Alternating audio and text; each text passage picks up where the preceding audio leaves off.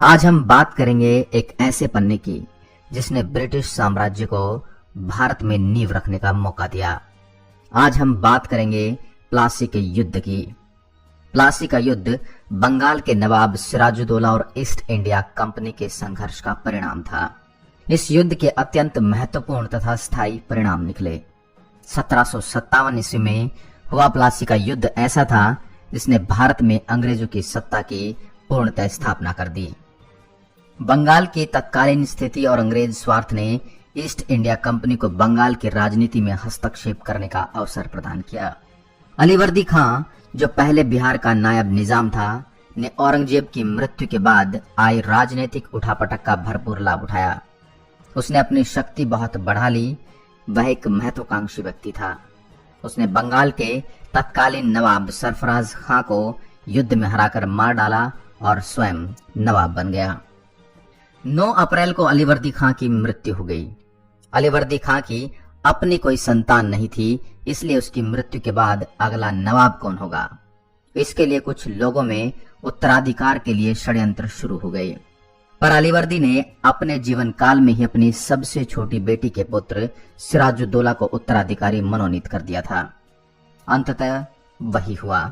सिराजुद्दौला बंगाल का नवाब बना। सिराजुद्दौला भले ही नवाब बन गया, पर उसे कई विरोधियों का सामना करना पड़ा।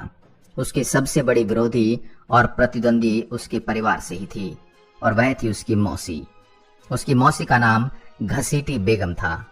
घसीटी बेगम का पुत्र शौकतगंज, जो स्वयं पूर्णिया का शासक था, उसने अपने दीवान अमीन चंद और मित्र जगत सेठ के साथ सिराजुद्दौला को परास्त करने का सपना देखा, मगर सिराजुद्दौला पहले से ही सावधान हो चुका था। उसने सबसे पहले घसीटी बेगम को कैद किया, उसका सारा धन जब्त कर लिया। इससे शौकतगंज भयभीत हो गया और उनसे सिराजुद्दौला के प्रति वफादार रहने का वचन दिया। पर सिराजुद्दौला ने बाद में उसे युद्ध में हराकर मार डाला। इधर ईस्ट इंडिया कंपनी अपनी स्थिति मजबूत कर चुकी थी।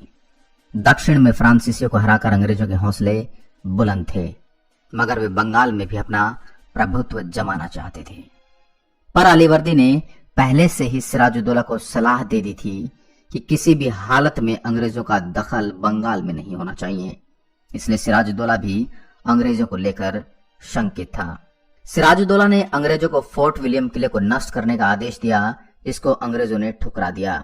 गुस्साए नवाब ने मई 1756 में आक्रमण कर दिया। 20 जून 1756 में कासिम बाजार पर नवाब का अधिकार हो गया। उसके बाद सिराजुद्दौला ने फोर्ट विलियम पर भी अधिकार कर लिया। अधिकार होने के पहले ही अंग्रेज गवर्नर ड्रैक ने अपनी पत्नी और बच्चों के साथ भागकर फुल्टा नामक एक द्वीप में शरण ले ली। कलकत्ता में बची खुची अंग्रेजों की सेना को आत्मसमर्पण करना पड़ा। अनेक अंग्रेजों को बंदी बनाकर और मानेकचंद के जिम्मे कलकत्ता का भार सौंपकर नवाब अपनी राजधानी मुर्शिदाबाद लौट आया। ऐसी ही परिस्थिति में काली कोठरी की दुर्घटना, द ब्लैक होल ट्रेजेडी घटी, जिसने अंग्रेजों और बंगाल के नवाब के संबंध को और भी कटु बना दिया। कहा जाता है कि 140 अंग्रेजों, जिनमें उनकी स्त्री और बच्चे भी थे, को फोर्ट विलियम के एक कोठरी में बंद कर दिया गया था, जिसमें दम घुटने से कई लोगों की मौत हो गई थी।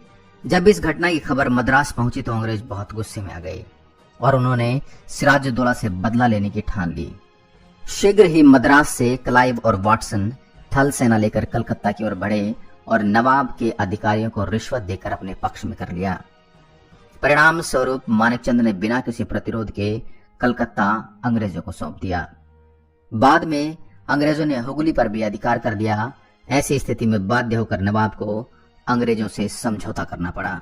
9 फरवरी 1757 को क्लाइव ने नवाब के साथ एक संधि की, जिसके अनुसार मुगल सम्राट द्वारा अंग्रेजों को दी गई सारी सुविधाएं वापस मिल जानी चाहिए। नवाब को लाचार होकर अंग्रेजों को सारी जब्त फैक्ट्रियां और संपत्तियां लौटाने के लिए बाध्य होना पड़ा। कंपनी को नवाब की तरफ से हर्जाने की रकम भी मिली। नवाब अंदर ही अंदर बहुत अपमानित महसूस कर रहा था।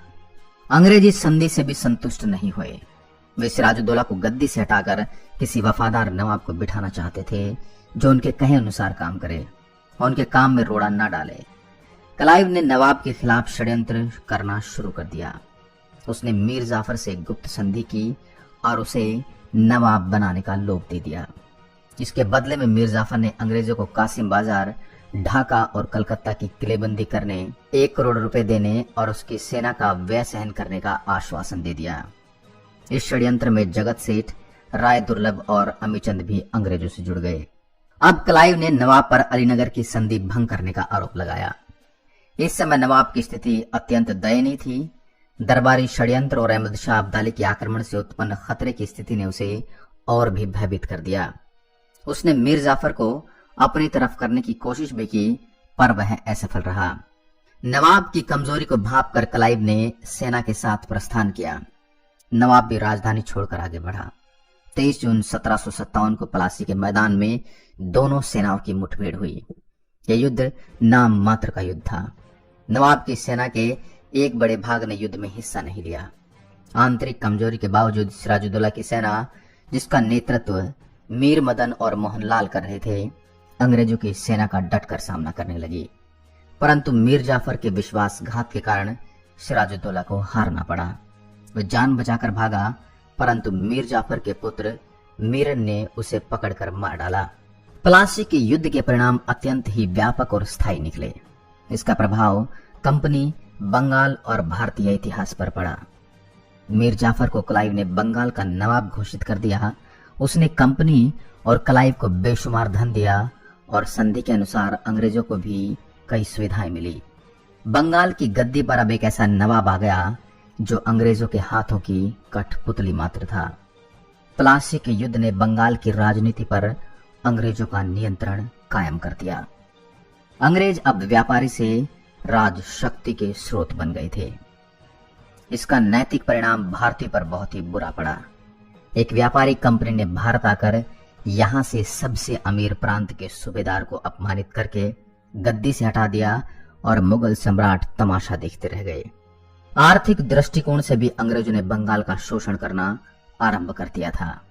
इसी युद्ध से प्रेरणा लेकर क्लाइव ने आगे बंगाल में राजनीतिक सत्ता स्थापित कर ली। बंगाल से प्राप्त धन के आधार पर अंग्रेजों ने दक्षिण में फ्रांसीसियों पर विजय प्राप्त की और भारत में इकलौते प्रतिद्वंदी को नष्ट कर दिया। आशा करता हूं यह ऐतिहासिक तथ्य, ऐतिहासिक किस्सा और ये ऐतिहासिक पन्ना आपको पसंद आया होगा।